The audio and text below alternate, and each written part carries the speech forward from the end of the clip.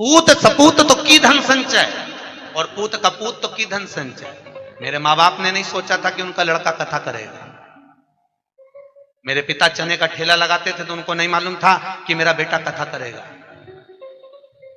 मेरे पिता ने चाय की दुकान लगाई तो कब्बसी हमने धोए थे, चाय के गिलास हमने चाय देने जाते थे। उनको नहीं मालूम था कि उनका बेटा कथा करेगा। जब उनको नहीं मालूम था कि उनका बेटा क्या करेगा तो हमको क्या मालूम कि हमारा पुत्र आगे जाकर क्या करेगा। इसलिए अपने कर्म स्वयं लिखा कर मनुष्य पैदा होता है, उसके भाग्य में कितना है उसको मिल जाएगा। इसलिए कभी हमने अगर आपको कथा में जितनी बात कहते हैं उतना अपन भी स्वयं अमल कर कर चलते हैं। आप चिंता मत करना, आपके लिए है सर्वस्व। कल एक बहन जी कह रही थी, गुरुजी मेरा पर्स गिर गया सालासर में, पैसे नहीं। बहनों, हमारे वो अग्रवाल जी आए हैं माउंट आबू से, उन्होंने कहा गुरुजी मेरे पास पैसे खत्म हो गए। हमने कहा ये 11,000 रुपए पकड़ो। एक बोले हमारे पास पैसा नहीं है, हमने कहा ये 5,000 पकड़ो। आप विठलेश सेवा समिति में आई हो, आपके पास अगर ओढ़ने के कपड़े नहीं हो, कोई बैग चले गया हो, साड़ी नहीं हो, जगन्नाथपुरी में किसी के सूटकेस चले गए थे, उनको वस्त्र दिए 4-6 लोगों को। जिनके पास जो नहीं है, अगर टिकट भी नहीं है तो समिति में सूचना करिए, विठलेश सेवा समिति आपका किराया देगी, आपको भेजेगी। आप बिल्कुल चिंता मत करो, आपके घर में आए हो साहब, टेंशन क्यों लेते हो। मुझे भी जोड़कर नहीं जाना है, आपका है, आपको समर्पित कर कर जाऊंगा। बेटा हूं आपका, पुत्र हूं। ना जाने क्यों भगवान ने सीहोर में जन्म दे दिया, ये तो मैं भी नहीं जानता। ना जाने किसके घर से कहां में जन्म ले लिया, मुझे नहीं मालूम। मेरी पत्नी कहती है हमको टाइम नहीं देते, मैं कहता हूं मेरे को मालूम नहीं, मैं क्यों समय नहीं दे पाता। बच्चों को समय नहीं देते, मुझे मालूम नहीं मेरा जन्म क्यों हुआ, मुझे ज्ञात नहीं है साहब कि मैं पैदा क्यों हुआ।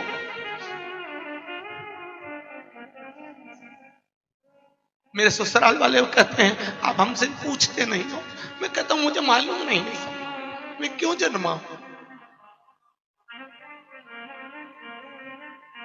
मेरे जन्म का कारण नहीं है। मुझे आज भी संस्कृत नहीं आती है, मैं बड़े बड़े वेद पुराण संस्कृत नहीं पढ़ता, हिंदी में मुझे पढ़ने का शौक है, रात दिन पढ़ता हूं। बस पता नहीं, मेरी समिति के लोग कहते हैं आप इतना क्यों करते हो, घर से फुर्सत नहीं मिलती किसी को भी। मुझे नहीं मालूम मैं क्यों करता हूं, मुझे ज्ञात नहीं है। आज भी मैं मेरे कलुआ से पूछता हूं मेरा जन्म क्यों करा है, मुझे बताओ। ना जाने क्यों जन्म। जो जोड़ता हूं साल भर प्रयास करता हूं वो आपको परोसा जा साहब। 1100-2100 में नहीं हो सकती साहब व्यवस्था। मेरे जजमानों का भगवान को भला करे साहब, पसार पसार के देते हैं, खर्चा कर कर चले जाता हूं। अटैची लेकर आता हूं, उस अटैची को आपके सामने झटकार के दिखा देता हूं, आपने जो दान दिया वो कहां लग जाता।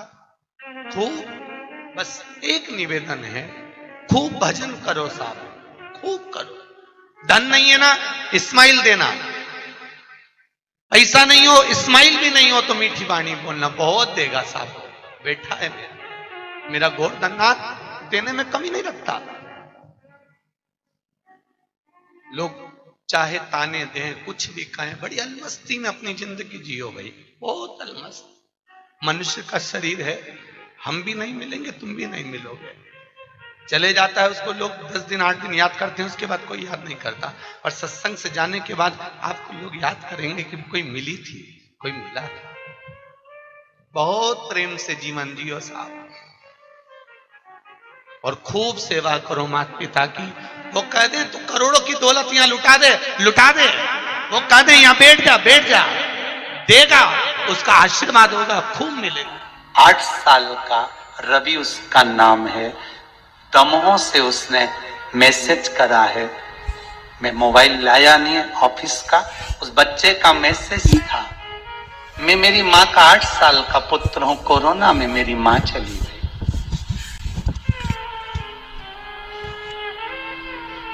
1.5 महीना हुआ मेरे पिताजी भी चले गए। अब मैं मेरी दादी के पास में हूं, पर मेरे कोई चाचा नहीं, मेरी कोई बुआ नहीं, मैं अकेला हूं। मैं मेरे माता पिता के लिए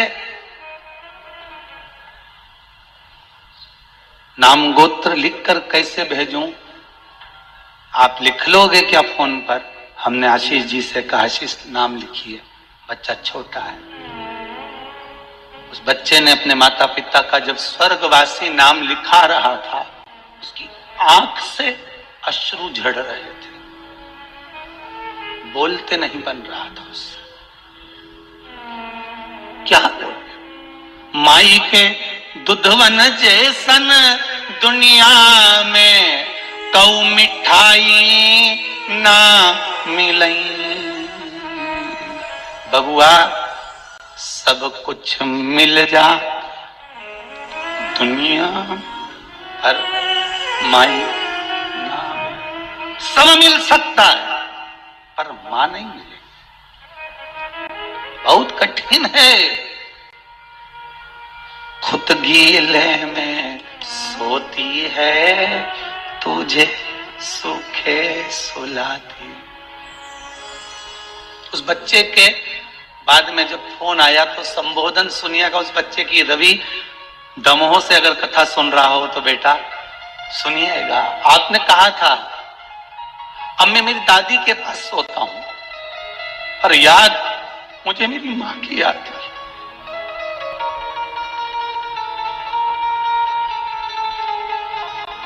रात को खांसी भी चल जाती थी तो मेरी मां उठ जाती थी। गुरुजी, एक बालक नहीं, ना जाने कितने हैं सारे। इस कोरोना महामारी ने जिसको सबको निगल लिया है, कितने घर सूने हो गए। उनका दर्द देखकर ये 24,000 श्लोक का हवन रखा है। आपसे धन नहीं चाहिए, मत दो आप दान, पर उन जीवों का कल्याण हो जाए साहब।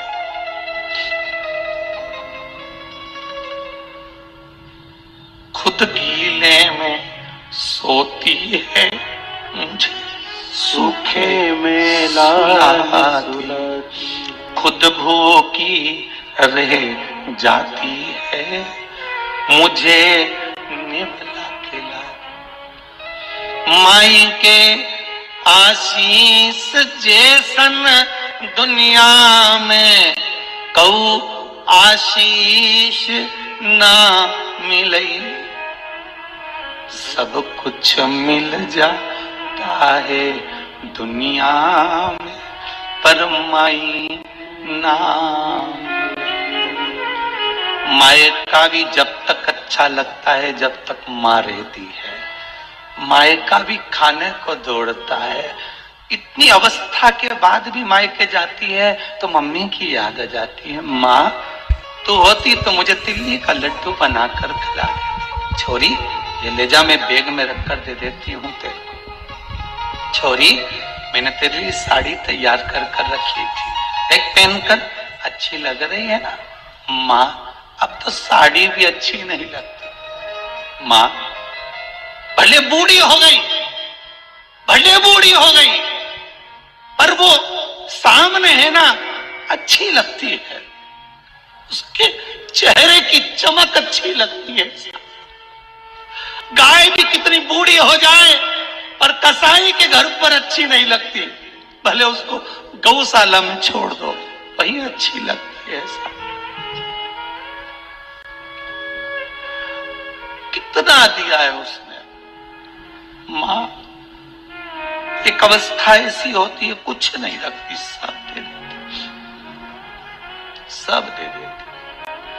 आज पार्वती मैया के नेत्रों में जल इसलिए है क्योंकि मैंने उसको गोदी में लाड़ लड़ाया है।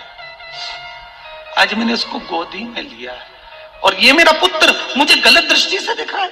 मां क्रोध में आती है तो रोती है, गुस्से में आकर भी मां रो लेती है, बहुत अच्छा काम हो जाए तो मां रो लेती है, उसके नयन झलक जाते हैं। बद्दुआ देती है तो उसमें भी दुआ दे देती है, उसमें भी दुआ देती है। उसने कह दिया तू मेरे लिए मर गया, फिर भी भगवान से संतान सप्तमी के दिन कड़े में चांदी का भजन बढ़वा लेती है। कोई कहता है तेरा बेटा अलग रह रहा है, वो तो मर गया तेरे लिए कह कर गया था, फिर तू ये संतान सप्तमी का उपास क्यों कर रही है, दशा माता का व्रत क्यों कर रही है? वो भले चले गया पर बेटा तो मेरा है। संतान सप्तमी को भूखा रहती, संतान दशा माता का पूजन करती भूखी रहकर, मेरा बेटा तो है, मैं व्रत तो करूंगी, बलदाऊ छठ का व्रत करूंगी, हर छठ का व्रत करूंगी, मेरा बेटा तो भले वो लड़ लिया झगड़ लिया चले गया, पर पुत्र तो पुत्र है, पुत्र पुत्र है। पार्वती मैया अंदर चली गई, शंकर भगवान को बाहर भेजा, वो आया है अंधकासुर। शिवजी बाहर नहीं निकले, उन्होंने काल भैरव को बुला लिया, बटुक भैरव को बुलाकर कहा जा सिर काट दे, जो अपनी माता को गलत दृष्टि से देखे उसका सिर काट दे। इस भारत माता को और भारत की बहन बेटियों को जो गलत दृष्टि से देखे काट दे, छोड़ना मत, जा काट, तब मनाया जाएगा बेटी दिवस, डॉटर्स डे। ऐसा डॉटर्स डे किसी काम का नहीं।